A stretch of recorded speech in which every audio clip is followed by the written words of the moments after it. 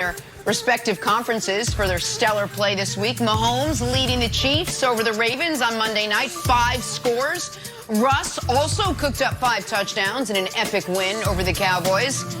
Mr. Greg Jennings back with us now. Greg, of the two, which quarterback is under more pressure to lead their team to a Super Bowl, Patrick Mahomes or Russell Wilson? This is easy. It's Russell Wilson. It's simple. There's been 2 teams that their defense has allowed 25 points in the first 3 games, yet they start the season 3-0. Those 2 teams in 2018, Nick, your Kansas City Chiefs, and now the Seattle Seahawks. We know what happened with the Kansas City Chiefs. Their offense was special, but their defense blew it. They didn't even give them a chance to get to the Super Bowl. This is something that the Seattle Seahawks and Russell Wilson will have to overcome. And it will always be an Achilles heel, a self-inflicted wound, when you can't stop the opponent and you're asking your quarterback to throw 5 touchdowns, which he's done in the last 2 consecutive weeks, 14 overall, which is an NFL league record to start the season. It's unsustainable. So I don't see how the Seahawks and Russell Wilson can sustain this. He has the most pressure because of his defense and the load that's on him. Greg, that's a great stat that I didn't know about, the 3-0 allowing 25-plus points. But it goes in line, Brandon, with what I said earlier this week, which is this Seahawks team, the team it reminds me of is those 2018 Chiefs. And you do wonder if, like those 2018 Chiefs, the defense is going to hold them back. But I'm looking at this from a different pressure perspective, not as far as who on a week-to-week basis needs to do more for their team to win. I look at it from this perspective, Brandon. These are your 2 best players in the league, I believe. And quietly, Russell Wilson, forget being in a Super Bowl, hasn't been in a conference championship game since the 2014 season. Meanwhile, Patrick Mahomes has gotten at least that far in each of his first 2 seasons as a pro. So this year, with the let Russ cook narrative, which is a great one, the Russ hasn't gotten an MVP vote and everyone's mad about it. You're picking him for MVP. A lot of smart people are. You're picking them to go to the Super Bowl. I feel like if the Seahawks fall short this year, it is going to fairly or not be more of a referendum on Russ, even though he's carried them. Meanwhile, Mahomes has built up a little more recent equity because of what they've done the last couple years. So I also think there's more pressure on Russ, but for a slightly different reason, Brandon, than Greg was talking about. Yeah, no, I like this legacy talk. It's an interesting discussion. You know, you got to think about Russell Wilson. You know, what is that, year 2? He was what, you know, a yard away from solidifying his second Super Bowl or taking home his second Super Bowl. That was year 3. That was 5 years ago. You know, and I think in that moment, his legacy could have been cemented right there.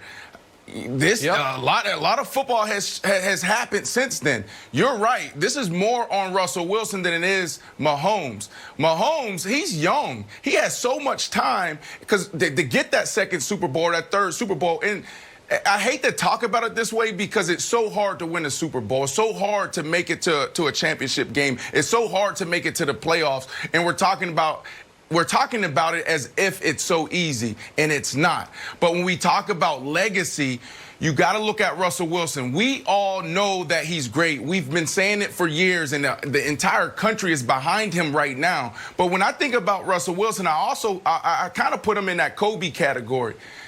Kobe, he had to break away from Shaq to really be Kobe. And it's Russell Wilson. They made the move 2 years ago. They broke away from the Legion of Boom. They broke up that team. Exactly. Because that was the formula that got them to those first 2 Super Bowls. So if I'm Russell Wilson, and I know how he thinks, I was around him, everything he does, he wants to be great. There's no doubt in my mind that Russell Wilson's looking at Mahomes. He's hearing us talk about Lamar Jackson week in and week out. Even Aaron Rodgers, he's saying, well, why aren't you guys talking about me? So I think that the pressure's on Russell for that very reason, is that he knows he can be in that discussion, and he knows that the Seattle Seahawks gave him the team. They broke up the Legion of Boom and said, okay, Russ, go cook. So I think, you know, at the end of this year, he will be the MVP. That was my pick. But when it comes to the pressure, it got to be Russ. Brandon, it is a great comparison. The Kobe doing it without Shaq. Because Kobe became the best player. He was a better player post-Shaq than with Shaq. Just like Russ is a far better player now than he was with the Legion of Boom and Marshawn Lynch. But the great departed Kobe Bryant needed those championships post-Shaq to validate everything. And if they don't, if they don't get to the Super Bowl this year, I would almost be certain it's because the defense is the problem, not because of Russ. Yeah, 100%. But that's not how the sports analysis works. It's going to fall on the quarterback's head, and Russ needs to lead them on a deep playoff run while they are a Russ-based team rather than a defensive-oriented Marshawn Lynch run-based team to solidify himself as what I believe, Brandon believes, I think Greg believes he is, and you as well, an all-time great quarterback. But while he needs another run in order in this iteration of the team to solidify that, I believe. I'll throw a quick question back to you, Greg.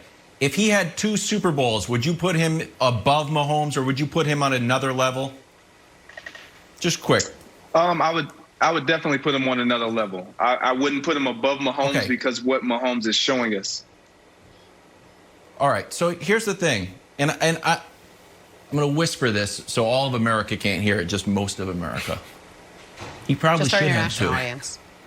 You should have run the ball there. And Malcolm Butler, you know, we didn't get lucky. We planned on it. But you should have 2. And he was executing a bad play, but you should have 2. So the idea that he doesn't sit back there and be like, guys, I know I have 1, but I really should have 2, and we all know it. He never says it. Even like right after the game, he never talks about it. He should have 2. And Greg, to your point, in another reversal weird thing, I think their terrible defense actually helps them. Mahomes is having fun out there playing, but they can win games on their defense. Poor Russell Wilson has to throw 5 touchdowns. It's like I feel like if they were swimming, for example, Patrick Mahomes is like a fast swimmer. Russell Wilson is also a fast swimmer. He's like, well, I'm getting chased by sharks. I have to do this. I have no choice.